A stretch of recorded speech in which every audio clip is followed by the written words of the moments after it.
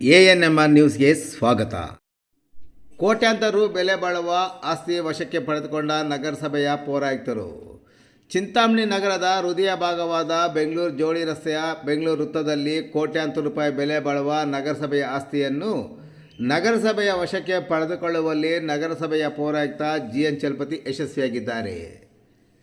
ನಗರದ ಬೆಂಗಳೂರು ಜೋಡಿ ರಸ್ತೆಯ ಬೆಂಗಳೂರು ವೃತ್ತದಲ್ಲಿದ್ದ ನಗರಸಭೆಯ ಆಸ್ತಿಯನ್ನು ವಕೀಲರೊಬ್ಬರು ಸದರಿ ಜಾಗಕ್ಕೆ ಸ್ವಂತ ಜಾಗವೆಂದು ಕೆಲ ದಾಖಲೆಗಳನ್ನು ಸೃಷ್ಟಿ ಮಾಡಿಕೊಂಡು ನ್ಯಾಯಾಲಯದಲ್ಲಿ ದಾವೆ ಹೂಡಿದ್ದರು.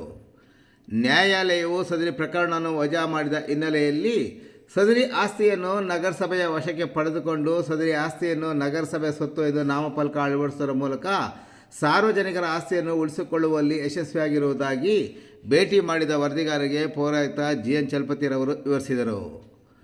ನ್ಯಾಯಾಲಯದ ಆದೇಶದ ನಗರಸಭೆಯ ಪರವಾಗಿ ಬಂದ ಹಿನ್ನೆಲೆಯಲ್ಲಿ ಬುಧವಾರ ಮಧ್ಯಾಹ್ನ ನಗರಸಭೆಯ ಪೌರಾಯುಕ್ತ GN ಚಲಪತಿರವರು ನಗರಸಭೆಯ ಇತರೆ ಅಧಿಕಾರಿಗಳು ಮತ್ತು ಸಿಬ್ಬಂದಿ ಜೊತೆಗೆ ಸದರಿ ಅಂಗಡಿಯ ಬಳಿಗೆ ಹೋಗಿ ಅಂಗಡಿ ಮಳಿಗೆಯ ಮುಂದೆ ನಗರಸಭೆಯ ಸ್ವತ್ತು ಎಂದು ನಾಮಫಲಕ ಅಳವಡಿಸುವುದರ ಜೊತೆಗೆ ಅಂಗಡಿ ಮಾಲೀಕರಿಗೆ ನೆಲ ಬಾಡಿಗೆ ಹಣ ಪಾವತಿ ಮಾಡಲು ಸೂಚಿಸಿದ್ದಲ್ಲದೆ ಬಾಕಿ ಹಣ ನೀಡುವಂತೆಯೂ ಸಹ ಅಂಗಡಿ ಮಾಲೀಕರಿಗೆ ಸೂಚಿಸಿದ ಘಟನೆ ನಡೆಯಿತು.